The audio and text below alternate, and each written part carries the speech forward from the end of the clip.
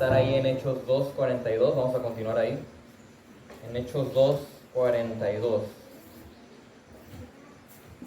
Así que, ¿qué es lo que estaba pasando ahí? ¿Qué es lo que entendemos que acababa de ocurrir?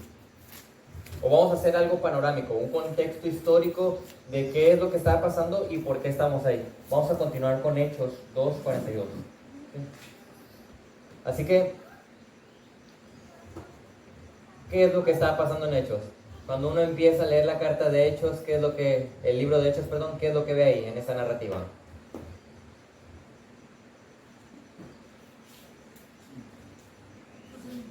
Bueno, levante la mano, ¿quién ha leído Hechos? ¿Quién ha leído Hechos? Muy bien. Ok.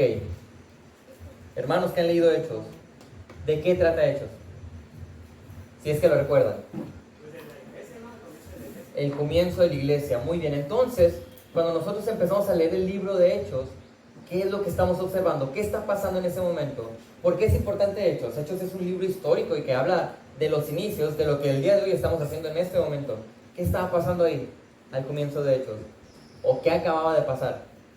Pues acababa prácticamente el surgimiento de la iglesia, la formación, los apóstoles, todos los hombres que habían estado con Jesús, algunos que aún todavía no conocían, incluso en el caso de Pablo, que era un rebelde contra el cristianismo, se convierte.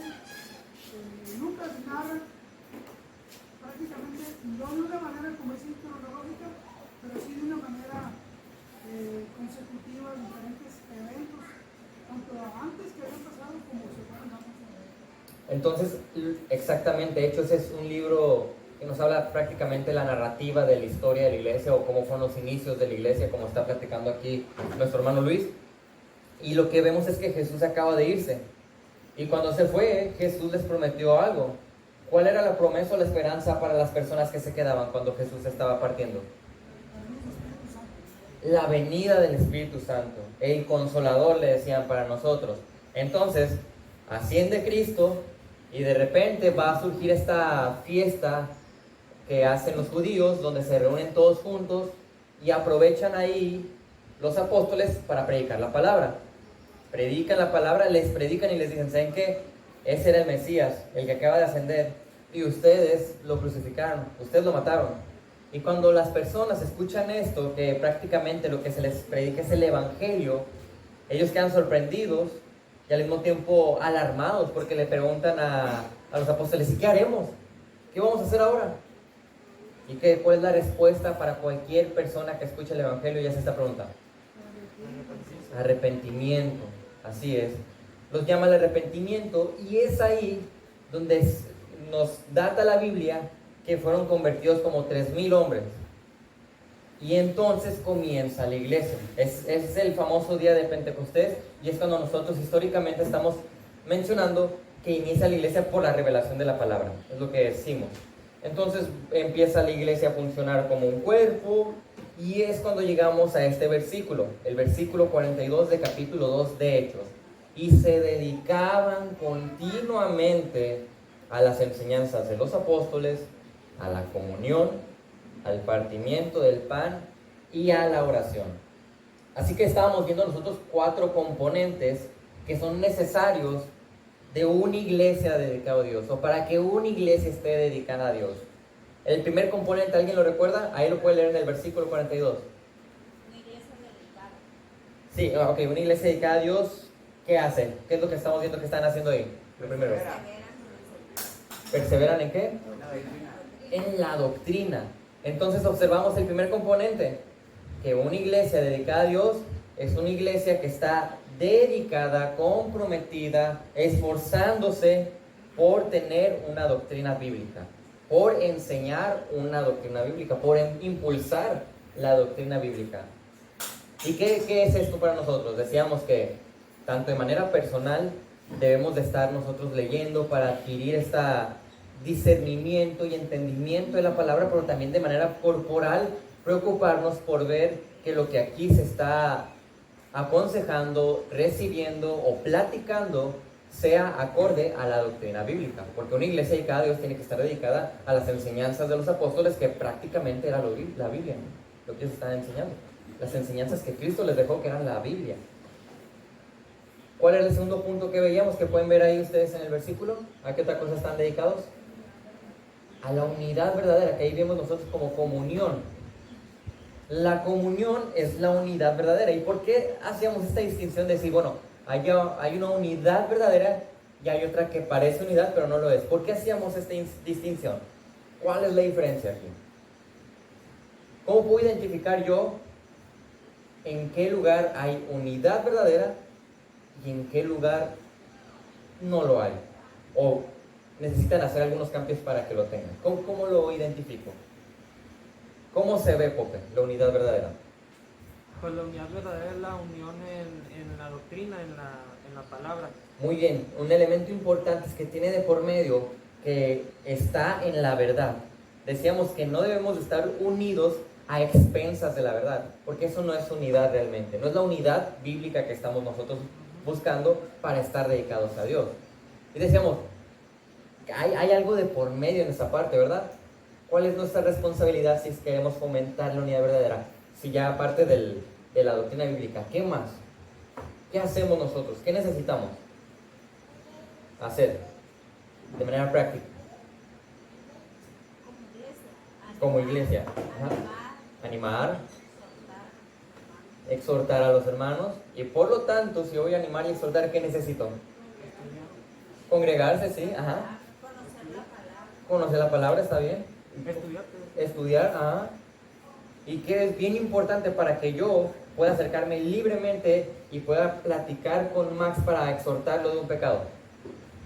Hay algo muy importante que es necesario.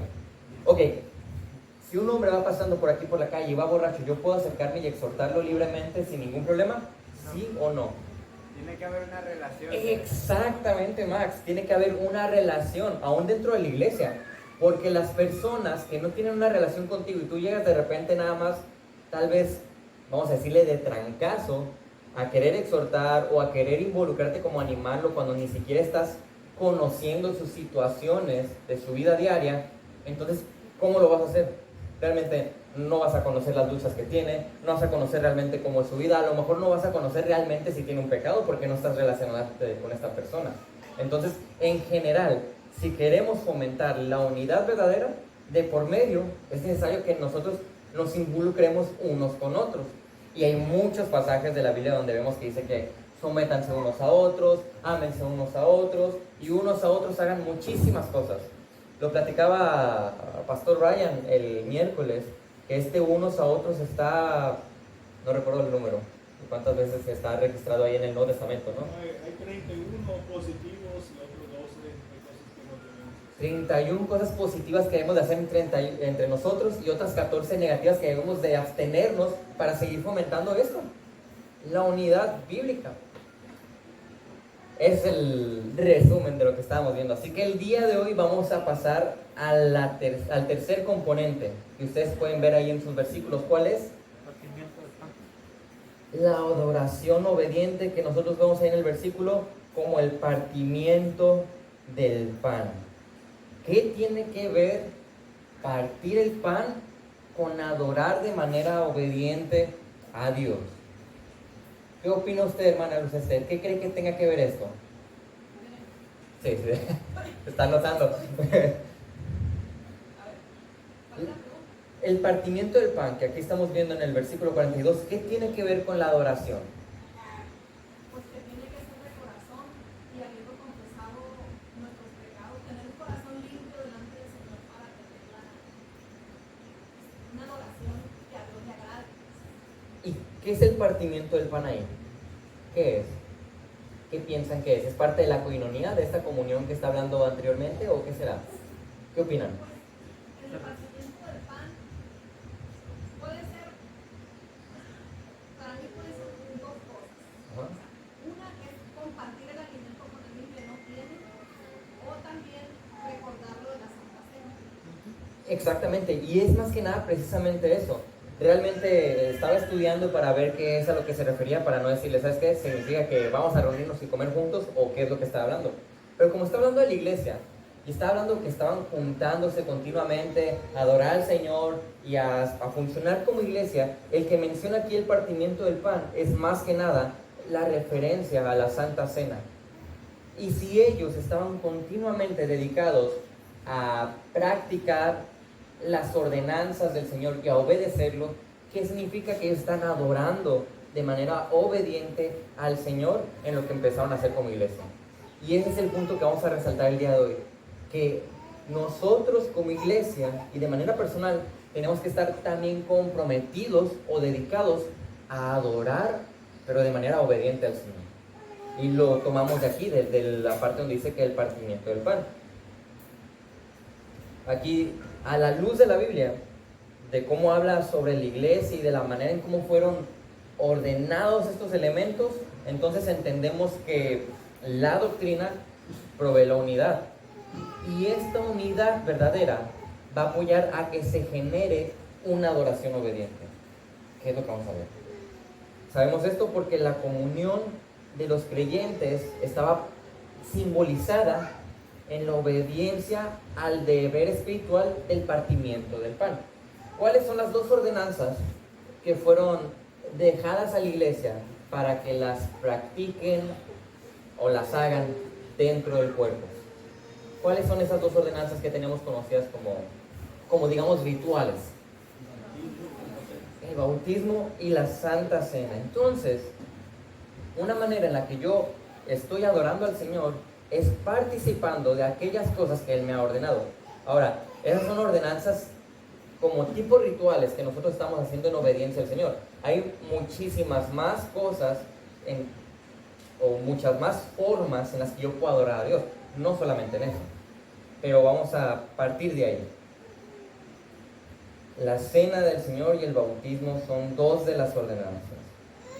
Y estas ordenanzas no son opcionales, son cosas que el Señor dice: iglesia, háganlo en memoria de mí.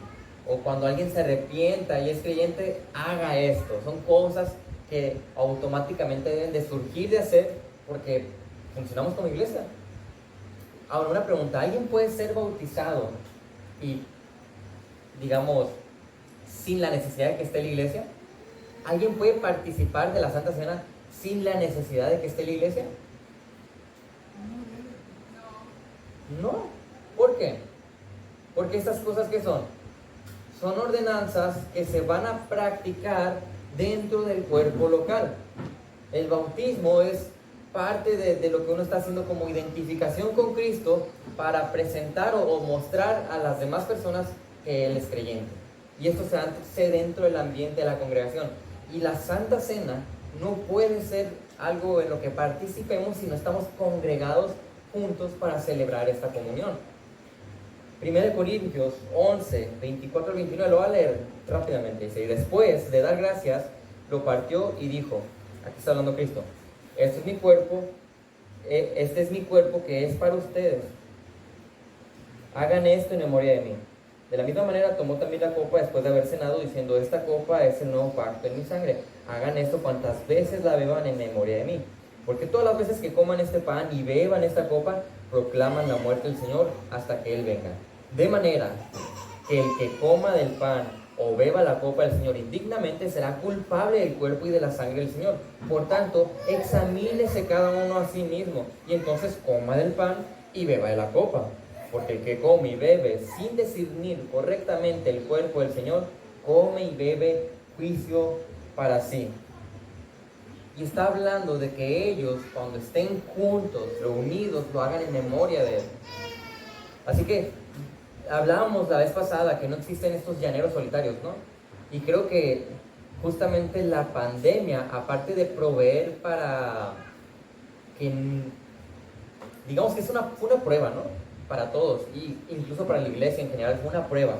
Porque muchas personas cómodamente decían: bueno, yo puedo tener unidad, pero estando desde mi casa, detrás de una pantalla, y puedo adorar al Señor correctamente y no hay ningún problema, no hay necesidad de congregarse. Muchos empezaron a pensar así, y al día de hoy hay muchos que todavía ni se congregan porque es mucho más cómodo sentir o pensar que haces iglesia estando detrás de un monitor.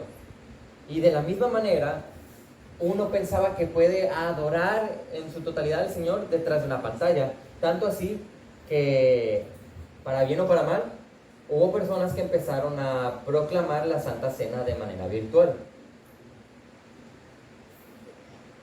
Suena raro, porque la Santa Cena es algo congregacional, ¿no? Pero a lo que voy es que lo que quiero enfatizar más que nada es que la adoración al Señor es clara. El Señor es claro sobre cómo debemos adorarlo. Por eso debemos adorarlos de manera obediente, no a mi manera. Porque yo puedo ser muy sincero, puedo ser muy con un fervor verdadero y sincero al Señor, hacer ciertas cosas. Pero si esas cosas que yo estoy haciendo no son acorde a lo que Él mismo ha estipulado o me ha dicho que deben de ser, ¿realmente esto es una adoración al Señor? ¿Realmente eso lo glorifica? ¿Realmente yo estoy respondiendo con una adoración obediente a Él? No, porque no lo estoy haciendo conforme Él quiere. Exactamente, él es el Rey, Él ha instituido de qué manera, Él es nuestro Señor. Y Él dice, miren, aquí está la palabra y esas cosas tienen que hacer. Y así yo quiero que me adoren. Y eso es lo que a mí me agrada. Y si yo digo, ok, tú dices eso, pero no, fíjate, yo pienso que así te va a gustar más.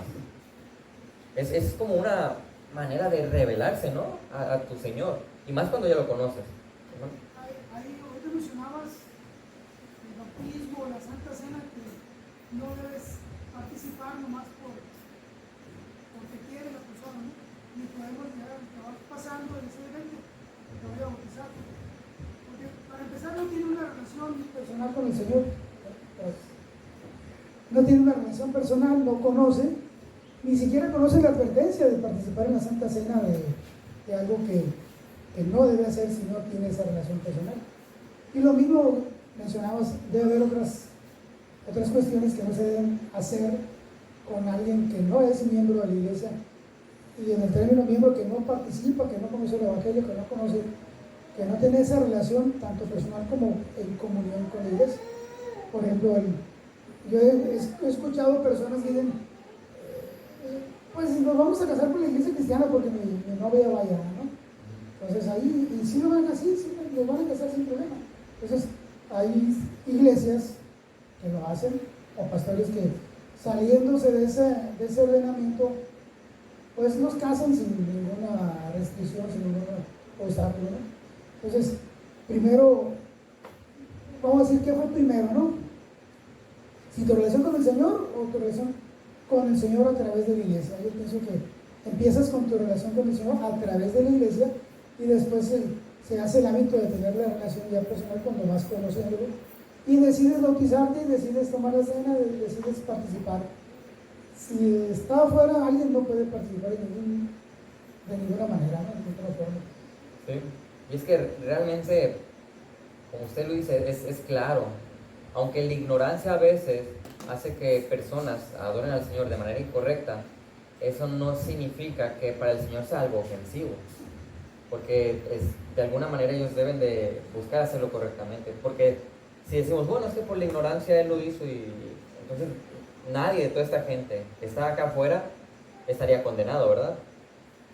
Pero es importante, más que nada hablando ya en el contexto de la iglesia, que nosotros estemos preocupados porque de manera congregacional adoramos al Señor y aún de manera personal, porque estábamos hablando en términos que son, o de dos cosas que son muy de aquí de la iglesia, pero ahora, de manera personal, es fácil caer en cosas que yo digo, bueno, es que de manera sincera lo hice, aunque realmente esas cosas no adoren al Señor. Y son las cosas que nosotros tenemos que examinar y que evaluar de nosotros para tener cuidado de no caer en algo que vaya a ser ofensivo al Señor o incluso algo que sea pecado, ¿no? Así que el hecho de participar como iglesia algo así es una muestra de adoración a Dios. Y quien no lo haga o lo haga de manera equivocada está cayendo en desobediencia. Por lo tanto, no está adorando a Dios. Es como decir, ¿sabes qué? Vamos a celebrar la Santa Cena. Y digamos que yo digo, ¿y saben qué? Yo pienso, voy a quedar bien. Como tenemos muchas visitas y muchos familiares de tales hermanos, vamos a celebrar la Santa Cena. Y para quedar bien, yo les digo, y no se preocupen, todos vamos a participar juntos de la Santa Cena. Porque aquí dice que lo hagamos en memoria de Él y vamos a comer del pan y beber de la copa. Y lo hacemos. ¿Qué está pasando ahí? ¿Cuál es el problema? ¿Cuál es el error? No estamos en el mismo sentir. O sea, no. ¿Hay obediencia en participar de esa manera o en que yo, digamos que estoy acá al frente y lo promuevo de esa manera? ¿Es correcta? ¿Es obediente eso? Pero lo estoy obedeciendo en recordarlo y hacerlo, ¿no? ¿Cuál es el lío ahí? ¿Cuál es el problema? Ellos no saben lo que están haciendo realmente. Y que realmente yo estoy omitiendo la verdad porque no lo estoy haciendo realmente de manera obediente, porque aquí estoy omitiendo la última parte de la advertencia, decir, hey, pero quien lo haga indignamente. Entonces, así es mi corazón también en lo personal. Cuando yo estoy en mi casa o cuando yo estoy reaccionando a las situaciones de la vida, muchas veces la tendencia es como a torcer tantito o a mover la palabra para que sea algo permisible para mí. Y ahí es donde debemos de cuidarnos de manera personal. Una iglesia que adora obedientemente es una iglesia, obviamente, que está centrada en Cristo. Y una iglesia centrada en Cristo, es una iglesia que sigue las ordenanzas de Dios y las obedece al pie de la letra. La adoración, sabemos que realmente no es poca cosa. Hablar de adoración en nuestra vida no es poca cosa, porque es nada más y nada menos que el propósito de nuestras vidas. Solamente eso. ¿Será poca cosa? Yo le quiero comentar algo. Sí, ahí va a ser con el micrófono. Respecto a lo que dijiste, es que tú puedes omitir algo. Nosotros que estamos a este lado sabemos y nos damos cuenta lo consiguiente que viene del versículo que dice que no debemos de tomar la cena indignamente. De manera indigna. Entonces, nosotros, si tenemos el conocimiento, pues tenemos la obligación de decírtelo para que las personas que están de visita pues no lo hagan. Porque tú podrás quedar bien, pero entonces si yo hago lo que tú me dices, yo también quiero quedar bien, pero contigo, no con Dios. Entonces tengo todo el derecho de decir que eso me dice. Y realmente, si se fijan lo que estamos viendo, que a lo que está dedicada esta iglesia, es justamente como que entendieron la palabra, empezaron a vivir esta comunión y a practicar la palabra, porque vemos que están adorando correctamente, que están dedicándose al partimiento del pan. Y entonces, como usted dice, una manera de practicar eso que hemos aprendido y de llevar a cabo la unidad va a incluir esa exhortación a todos, tanto a los líderes como a todos, porque todos somos parte del cuerpo y todos necesitamos practicar la verdad para adorar obedientemente, porque una cosa es creerla y otra cosa es vivirla, y creerla y no vivirla realmente no es una adoración obediente. No estamos respondiendo como espera el Señor que nosotros respondamos a Él. Efesios 4, versículo 1 al 7. Y es Pablo, está Pablo hablando ahí a los Efesios y dice: yo, pues, prisionero del Señor, les ruego que ustedes vivan de una manera digna de la vocación con la que han sido llamados. O sea, vivan el evangelio que ustedes han creído, vivan esa teología o esa doctrina que dicen que creen, que vivan con toda humildad, porque alguien que tiene buena teología o doctrina bíblica va a entender entonces que debe vivir con toda humildad y mansedumbre, con paciencia, soportándose unos a otros en amor. ¿Es fácil esto? Se lee muy fácil, se vive muy difícil por el pecado. Y lo digo con toda la seguridad, yo lo entiendo, es bien difícil, pero me tengo que negar y tengo que cambiar y tengo que arrepentirme si no lo estoy haciendo. Dice que vivan con toda humildad y mansedumbre, con paciencia, soportándose unos a otros en amor, esforzándose incluso, miren, o sea, comprometiéndose por preservar la unidad del espíritu en el vínculo de la paz. Van a pasar cosas alrededor, pero tú esfuérzate porque la iglesia se mantenga unida. Hay un solo cuerpo y un solo espíritu, así como también ustedes fueron llamados en una misma esperanza de su vocación, un solo Señor, una sola fe, un solo bautismo, un solo Dios y Padre de todos, que está sobre todos, por todos y en todos. pero cada uno de nosotros se nos ha concedido la gracia conforme a la medida del don de Cristo. Adorar al Señor para nosotros es posible. ¿Por qué, Mavi, tú puedes adorar de manera obediente al Señor? ¿Por qué? ¿Qué es lo que tienes tú que que te ayuda? ¿Qué tienes tú que los demás no? Que te permite a ti adorar de manera obediente a Dios. Pues su espíritu. Exactamente. Tenemos el Espíritu Santo morando en nosotros. Y tenemos esa gracia que dice al final, dice, se nos ha concedido la gracia conforme a la medida del don de Cristo. Tenemos la gracia suficiente para responder con gracia a los demás. Tenemos la gracia suficiente para responder en obediencia al Señor y darle la gloria. La pregunta entonces para cada uno es, ¿qué estoy haciendo con la gracia del Señor? ¿Cuál es la respuesta que estoy teniendo de manera personal con esa gracia que me ha sido dada? ¿Cuál es mi respuesta de manera personal con el Espíritu Santo morando en mí? Es muy interesante pensar en esto porque, como les digo, venimos de pasar esta época en la que incluso ordenanzas tan claras en la Biblia se han llevado a cabo de manera equivocada. Una época en la que tú tienes tu verdad, yo tengo mi verdad, así que yo no me meto contigo y tú no te metes conmigo. Es lo que estamos viviendo hoy. Y más que nada me refiero a hacer las cosas que creemos que son bíblicas de manera equivocada.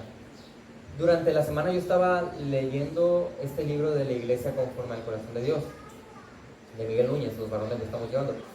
Y ahí hablaba sobre la división, cuando hay divisiones en la iglesia. Y decía que hay personas que se separan de la iglesia por razones personales.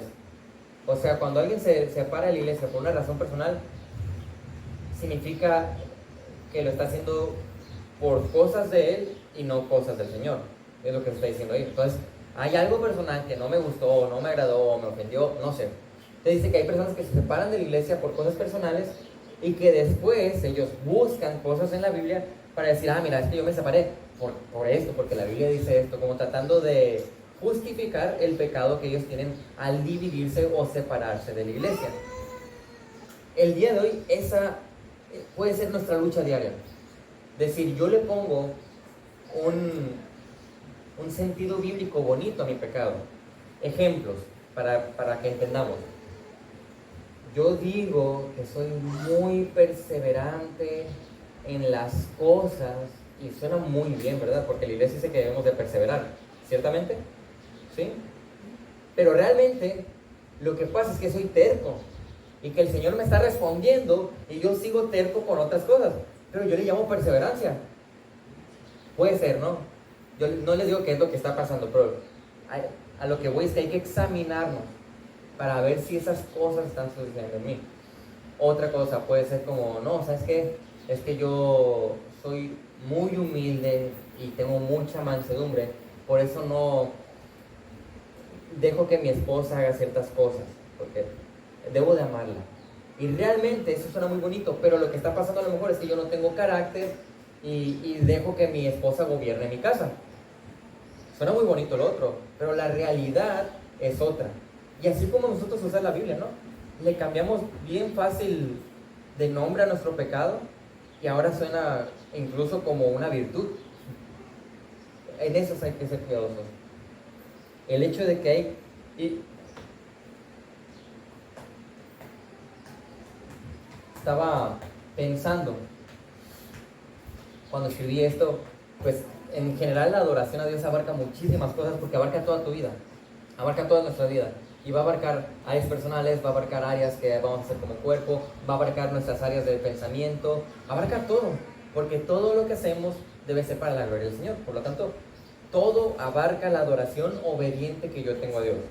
Pero estaba pensando en esta parte de la Santa Cena, ¿no? Y cómo han surgido tantas cosas de celebraciones indignas, vaya, de la Santa Cena.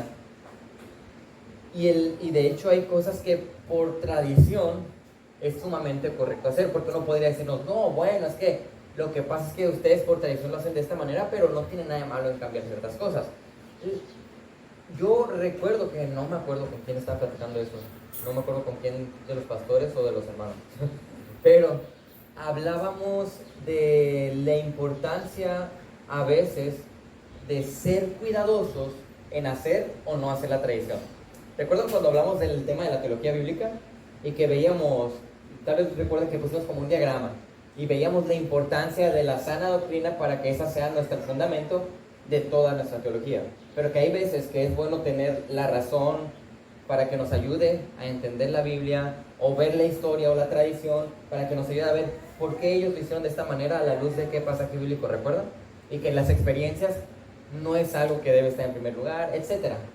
Bueno, recuerdo que al final platicamos a algunos hermanos acerca de la tradición y me decían, no, bueno, es que la tradición no podía estar en un lugar tan cercano a la Biblia porque es tradición, como que lo relacionaban con algo malo. ¿Mande? Sí, más que nada es como eso, ¿no? Como que pensamos en tradición y pensamos en un círculo o contexto católico. Pero no, aún nosotros como cristianos hacemos cosas por tradición que son correctas. Por ejemplo, pensaba en esto cuando platicaba con nuestros hermanos. ¿Qué hay de la ordenación pastoral? ¿Cómo debe ser la ordenación pastoral? ¿Qué dice la Biblia? ¿Debe pasar al frente y hacerse un examen? ¿Eso dice la Biblia? ¿Debe ser acá público con todos? ¿Eso dice la Biblia? Dice que la Biblia manda a ordenar pastores, ¿verdad? Pero no está especifica estos requisitos, pero no te está diciendo exactamente de qué manera en la congregación o en medio del culto se van a hacer este tipo de cosas. Entonces nosotros, creo que ya por tradición, lo empezamos a hacer de cierta manera. Y no está mal, porque de alguna manera estamos protegiendo la santidad. Hay personas que actualmente se proclaman pastores como si nada. Y se inicia un grupo y ya yo soy el pastor y me proclamo como pastor. Lo bueno de esa tradición, vamos a decirlo, es que está protegiéndonos de que haya un grupo de pastores que confirmen ese llamado y una iglesia que esté atento de eso, y esa confirmación pastoral nos ayuda a decir, mira, este varón ha sido ordenado. La tradición no es mala en sí. Es que yo creo que tal vez con el propósito de acomodar la palabra tradición. O sea, sí me acuerdo ahora que mencionas, porque caímos en ese punto, ¿no? Porque puede ser que suene como católico, pero sí hay un punto donde la palabra tradición encaja, ¿sí? Es decir, la podemos acomodar sin ningún problema. ¿Por qué? Porque hay tradiciones que de alguna manera son aceptables, que no son antibíblicas, que no te condenan y que tampoco te llevan a... Pues es igual que la Iglesia Católica, ¿no? Es muy detectable las tradiciones de la Iglesia Católica, porque además de que son detectables, la Iglesia Católica les da un valor doctrinal. Sí, cierto. Les da un valor, no lo separa como una... es algo... No, dice, la Iglesia Católica reconoce las tradiciones como parte de su autoridad, como parte de su obligación, como ordenanza, como le llaman el grupo de que se reúnen, y deben de respetar esa tradición. Entonces sí le da un valor muy alto. Nosotros no, pero sí podemos encajar la tradición en algunas áreas que son válidas, que no son ofensivas a Dios, que no lastiman a la iglesia y no deben de ofender al hermano. Entonces, no sé si presenté la idea, pero sí es bueno poder encajar esa palabra, poder acomodarla. Y lo importante yo creo que es quitar de nuestras mentes que la palabra tradición tiene que ver con un contexto católico para que la veamos de la manera correcta, ¿no? En sí la tradición, digamos que es la manera en la que se viene haciendo históricamente por parte de la iglesia, y nosotros venimos de la rama protestante, vamos a decirle, no católica. Por lo tanto, las tradiciones van a ser muy diferentes a las católicas, pero como usted dice, nunca la tradición va a estar sobre la verdad. Ahora, ¿por qué mencionaba esto? Porque muchas personas pueden, o muchas veces argumentan que ciertas cosas que nosotros hacemos, las hacemos por tradición, pero no. En el caso de la Santa Cena u otras cosas que nosotros vemos revelar en la Biblia, son ordenanzas o mandamientos que el Señor nos deja a nosotros. Por eso, no por tradición, sino por obediencia a Dios, por una adoración correcta, es que me preocupo de esa manera por hacerlas. Yo no me voy a preocupar por ver si cuando ordenan un pastor le hacen un examen enfrente de todos o no. Y todo tiene que ver con la manera en cómo fue ordenado, vamos a decirlo. Porque es una tradición, no pasa nada. Hay maneras de hacerlo y no, la Biblia no te dice que lo hagas de esta manera.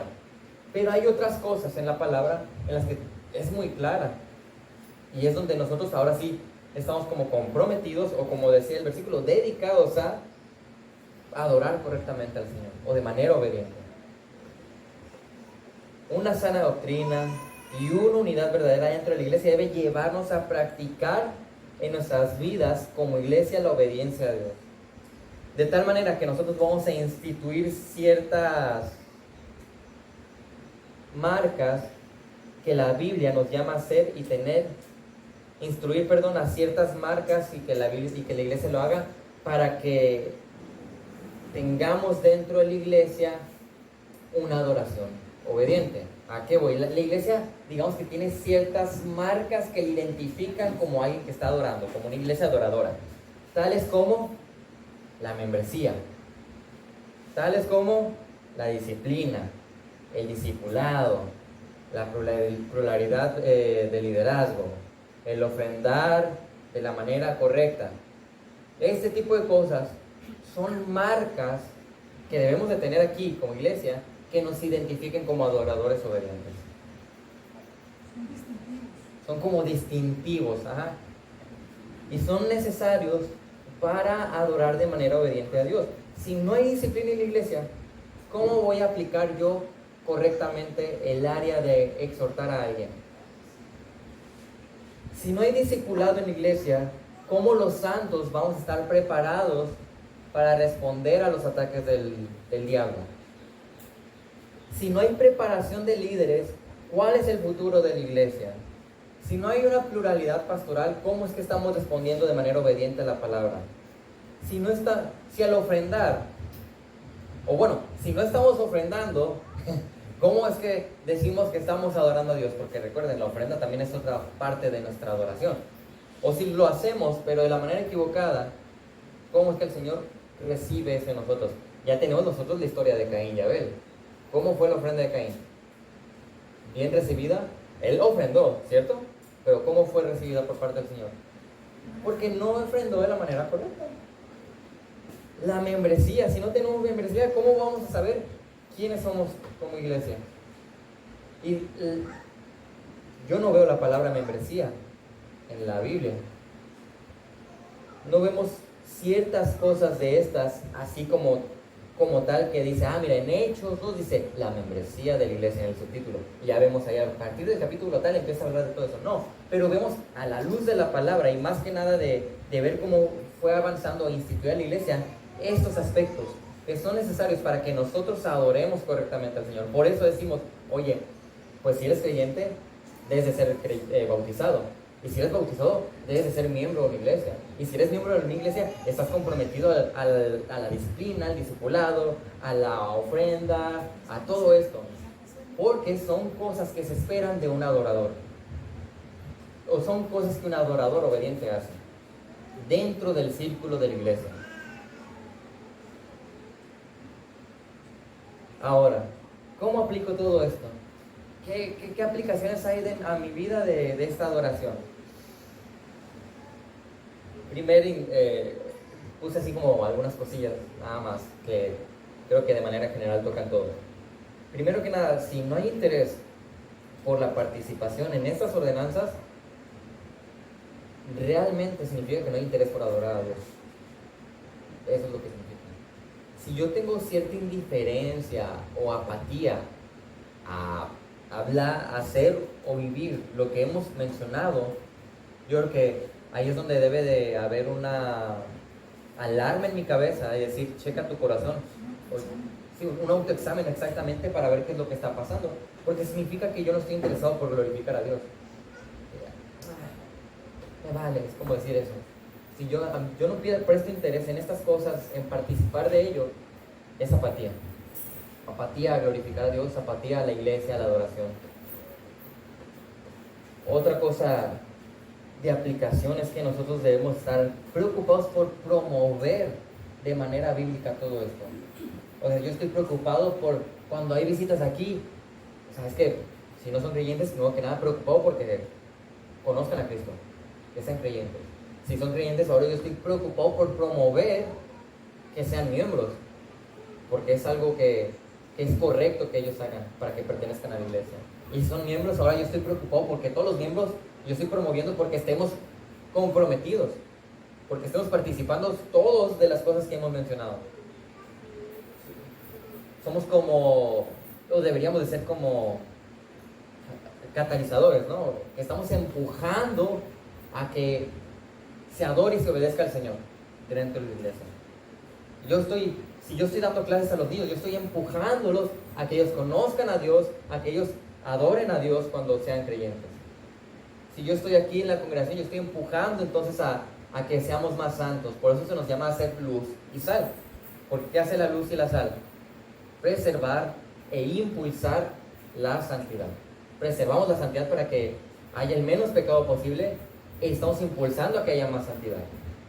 Eso es lo que estamos haciendo dentro del círculo de la iglesia para adorar al Señor. Una vida de obediencia, ese es un acto de adoración. Una reunión de obediencia, ese es un acto de adoración al Señor. Vamos a cosas más pequeñas. Lo más fácil que yo puedo empezar a hacer para adorar a Dios el domingo. ¿Qué es? Lo más fácil. Venir. Lo primero, venir, por lo menos. Ya con que vengamos, ya llevamos por lo menos avanzado algo. Ya más adelante, pues, si ya viene, bueno, pues ahora empieza por tratar de llegar temprano.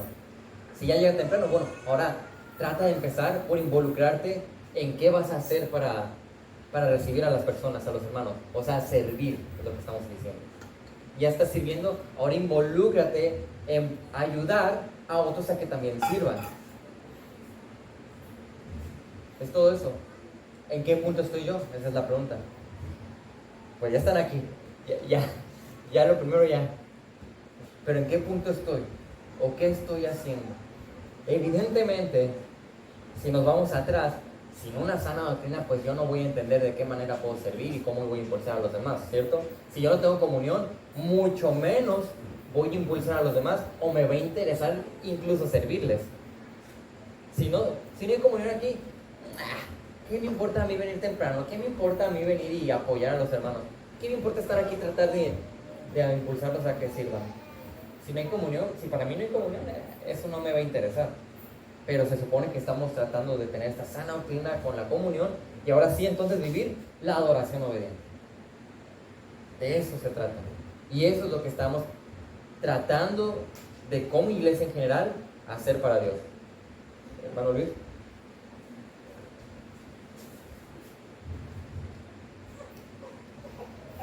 A lo mejor voy a, como dicen vulgarmente, escoger para arriba, ¿no? Me va a caer a mí.